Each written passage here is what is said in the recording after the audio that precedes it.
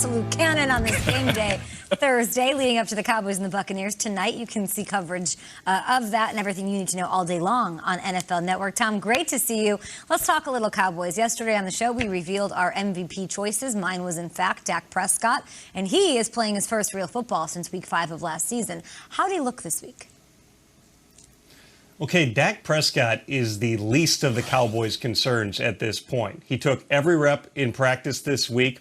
No issues whatsoever, coming off 2 ankle surgeries, as well as the shoulder strain. Dak looks like Dak right now. Now, that's also not to say that everything is perfect for the Cowboys offense. There was one throw, I was told, in practice on Wednesday where Dak and Amari Cooper were just a little bit off. But remember, Cooper also missed a lot of training camp coming off of his ankle surgery. Also, the Cowboys have been rolling a bunch of different offensive line combinations because of injuries, and more recently, the COVID situation involving their star guard, Zach Martin, who is not expected to play tonight. This is a team that lacks time on task together as an offensive unit, but I was told they had a couple of really good practices before they left for Tampa. They've put a ton of time through training camp into end-of-game situations. They are as ready as they can be to take on the defending champs, okay? Thank you so much, Tom Pelissero. We are looking forward to all of that tonight. They are ready. No Zach Martin, of course, a huge task ahead for the Cowboys and company. Thanks so much. And I know we have something you've been, cooking up? Yeah, I've been cooking it up. I've been cooking it up. The real Mike Robb report. I mean, look, Dak makes his much anticipated return to the field tonight in Tampa. In today's real Mike Robb report, I'm going to break down why he was putting up MVP-type numbers before his season-ending injury in 2020, and why the Bucs will be such a tough test for him tonight. Let me show you guys a little tape that I have of Dak Prescott. There you go. He's excited. You hear Tommy P talking about he's healthy. He's taking every single rep. I wish he would have got some reps in the preseason, but that's a whole nother conversation. Come on, Dak. Let's get it. You got to show what you do as an explosive franchise quarterback. First of all, Dak was electric at throwing the ball downfield. You see the motion that gets the formation in a tight formation so the Atlanta Falcons cannot press the receivers. Watch the fake. Watch how it removes the defense. Dak checks the flat, right?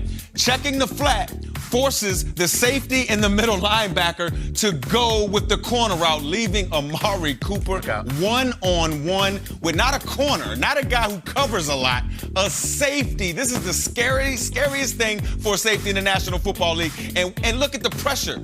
He has pressure bearing down on him, takes a hit, and check out this throw and catch. He leads Amari Cooper up the field. And look at the catch. We got to show the catch again, guys. The catch was amazing. He could have put 2 hands on it, but he wanted to have some style points. Look at the route. Look at him going upfield vertically. See how the throw straightens him up to cut off the defender. This is beautiful, man.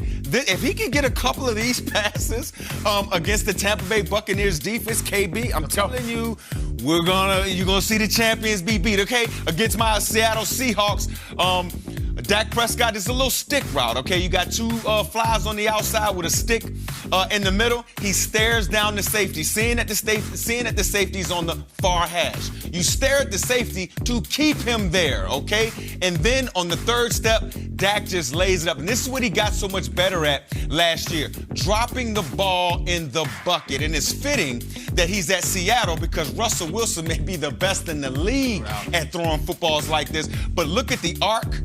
Look how he leads the receiver to cut off the corner. The corner has no chance. Great thing the corner didn't panic. And this is what the Tampa Bay Buccaneers defense is built off. This is why they get sacks. This is why they stop the run. Those 2 defensive tackles. Usually it's Vita Vea. He was hurt last year. You got Sue and you got Noches Roches. I hope I said that right. They call him Nacho. Nacho. There you go. Again, you got 4 offensive linemen blocking those 2 guys, leave Shaq Barrett wide open. And watch this TE stunt between Vita Vea and JPP. It's beautiful, man. I would not want to be a quarterback seeing this guy on the other side. Vita Vea is a run stopper.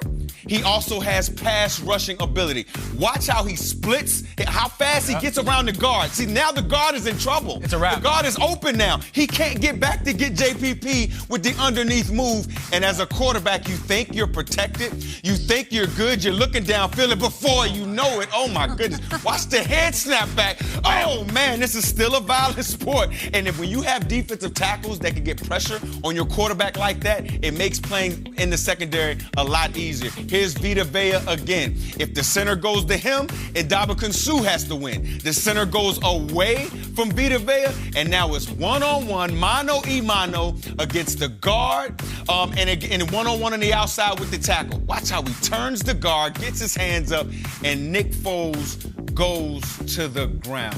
Look, guys, this is an epic matchup. I'm so glad our schedule makers put this game first, right? It's a test of matchup, it's a test of quarterbacks, a test of defensive philosophies, and I expect Dak Prescott and Tom Brady to have some big numbers on these defenses. So awesome. That was a great job. I feel like we just had kickoff. That was incredible. One of the things Peter brought up earlier is that one way the Cowboys might win tonight is the matchup of their wideouts versus the Tampa secondary. We haven't talked about Michael Gallup all week. He could play a role tonight. Is that how you see it? Because I know Hamilton's going to get into this later. I just can't see Zeke running through that front all night. I just don't see it. It's going to be tough, and I got a little prediction for Zeke a little bit later in the show. But it's going to be tough. You're right. And to Peter's point yesterday, you talked about CeeDee Lamb getting yak yards. Yards after catch is what we're talking about.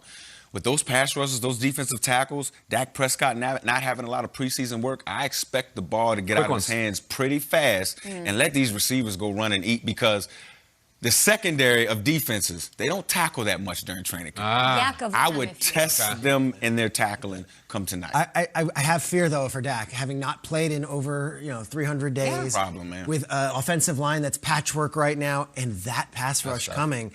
You think that Dak is nimble enough and figures it out to be able to still do what he does and dial in and drop it in the bucket? I think he is nimble enough. I think Dak is a franchise quarterback, man.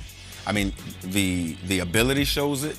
His numbers show it. The contract now complements it. He's a franchise quarterback. So I expect Dak to do his thing. It's about Dak just, when he's running, get down. Yeah. Your availability is your best ability right now. He's going to be pushed. Dak protects himself. He's going to be pressured mentally because he hasn't taken a snap since that way last year, week 5. I mean, look at some of those plays I showed. He was getting hit as he was throwing. So you don't think mentally he'll be thinking about that at all? Because I would have loved to see him get his feet wet a little bit. I do think there's going to be some of that in there. But as a play caller, you call the plays to get the ball out of his hands. It's about getting Dak comfortable tonight. If Dak is comfortable, Dallas Cowboy fans, you're going to have a great season. I love that we're so excited about this game, and I love that both quarterbacks were slept on.